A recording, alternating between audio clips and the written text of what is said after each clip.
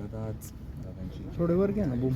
खरं तर वाढदिवसाला शुभेच्छा देण्यासाठी फोन करत बूम वर घ्या. जयंती वाढदिवसाला आम्ही सगळे भेटायचो इथं काटेवाडीला, ते यायचे आणि आम्ही सगळे जमायचो. आज असा पहिलाच त्यांचा वाढदिवस आहे, आम्हाला त्यांना भेटता येणार नाही. आजसुद्धा विश्वास बसत नाही आहे की अशी दुर्दैवी घटना घडलेली आहे आणि काका आता आपल्यामध्ये राहिले नाही. अजित पवारांना फोन करायचा वाढदिवसाला. माझा वाढदिवस असताना ते मला फोन करायचे, त्यांचा वाढदिवस असताना मी त्यांना एखादा मेसेज करायचो, कारण ते कामात एवढे व्यस्त असायचे की फोन आता काय उचलतील नाही उचलणार सांगता येत नव्हतं. त्याच्यामुळे एखादा मेसेज किंवा जर भेटले, जर इथं कुठं आजींकडं आले तर मग आम्ही भेटून त्यांना शुभेच्छा द्यायचो.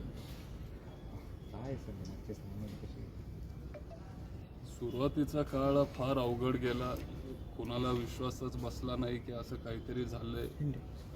मी तेव्हा बारामतीतच होतो, लगेच मी तिथं विमानतळावर एक 10 मिनिटात पोचलो. ते सगळं बघितल्यावर मनाला वेदना झाल्या. सगळे बारामतीकर तिथं जमलेले. आज पण कुणाला विश्वास बसत नाही की दादा आपल्यामध्ये आता राहिले नाहीत. बारामतीमध्ये त्यांनी एवढी कामं केलीत, पुढच्या 25 वर्षाचा 50 वर्षाचा विकास डोळ्यासमोर ठेवून पवारसाहेबांच्या मार्गदर्शनाखाली ते तशी ती कामं करत आलेत. आणि बारामतीकरांना दादांची खूप कमतरता जाणवतीये.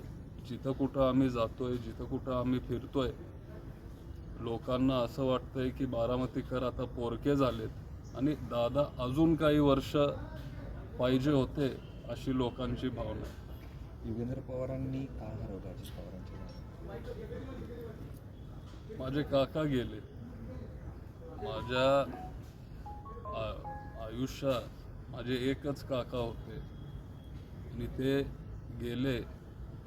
त्यांच्याकडून आम्हाला फार शिकायला मिळायचं. लहानपणापासून आत्तापर्यंत आम्ही एकत्र असायचो, कुटुंब म्हणून आम्ही नेहमी एकत्र असायचो. वेळोवेळी ते मार्गदर्शनही करायचे. त्यांचे अनेक गुण होते, फक्त मी नाही पण महाराष्ट्र देशातल्या जनतेने शिकण्यासारखे असे ते गुण त्यांच्यामध्ये होते. महाराष्ट्राच्या जनतेने एक नेता गमावला, पण माझे काका गेले. राजकीय प्रश्न विचारतो, कशी बघते देशाची परिस्थिती? सध्याची परिस्थिती ही खूप गंभीर आहे. काल पण आदरणीय साहेब, सुप्रियाताई, उद्धव ठाकरे साहेब, आपले अरविंद केजरीवाल साहेब परवा गेले, अखिलेश यादव तिथं होते, राहुल गांधी, प्रियंका गांधींनी तिथं वरती त्यांच्या पंतप्रधानाच्या घराच्या बाहेर आंदोलन केलं आहे. आणि ज्या पद्धतीने हे सरकार विद्यार्थ्यांच्या विरोधात वागतंय हे खूप चुकीचं आहे. लोकांना अजिबात ते आवडलेलं नाही आहे. आणि विद्यार्थी त्यांच्या हक्कांसाठी तिथं आंदोलन करत असताना जर त्यांना तुम्ही मारत असाल, जर टिअर गॅस त्यांच्यावर टाकत असाल, जर लाठीचार्ज त्यांच्यावर जर तुम्ही करत असाल, तर याचा जाहीर निषेध आम्ही करतो. हे खूप चुकीचं आहे. हे जर आता थांबलं नाही तर हे आंदोलन देशभरात पसरायला वेळ लागणार नाही. दादा खरं तर दादांची शेवटची इच्छा होती, अनेकदा सगळ्यांनी बोलून दाखवली की दोन्ही राष्ट्रवादी एकत्र राहावी. सध्याचा काय स्टेटस आहे? पुन्हा एकदा चर्चा सुरू झाली. आणि ती सगळ्यांचीच इच्छा होती. सगळं नेतृत्व हे दादांकडे जाणार होतं. तुम्ही पण सगळे पत्रकार आहात, तुम्हालाही सगळं माहिती होतं. अनेक मीटिंग झालेले आणि सगळं ठरलेलं. पक्ष दादांकडे जाणार होता. पुढचे 20-25 वर्ष सहज दादा आपल्या पक्षाचं नेतृत्व करू शकत होते.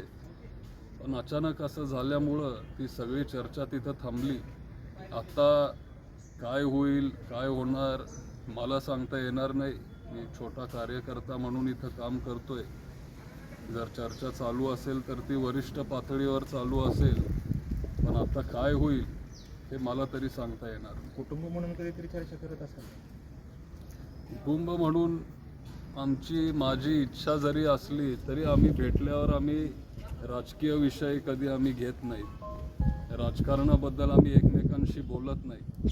आणि कुटुंब म्हणून जेव्हा आम्ही भेटतो तेव्हा एखादा लग्नाला भेटतो किंवा कुणाच्या तरी साखरपुड्याला भेटतो. आता पुढच्या आठवड्यात पारदादाचा पण साखरपुडा आहे. तिथं आम्ही सगळे एकत्र तुम्हाला दिसणारच आहोत.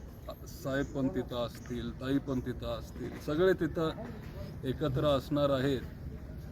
पण तिथं भेटल्यावर एक आनंदाचा क्षण असतो किंवा कुणाचं तरी लग्न होत असतं. त्याच्यामुळं आम्ही राजकारण किंवा इतर विषय तिथं बोलत नाही.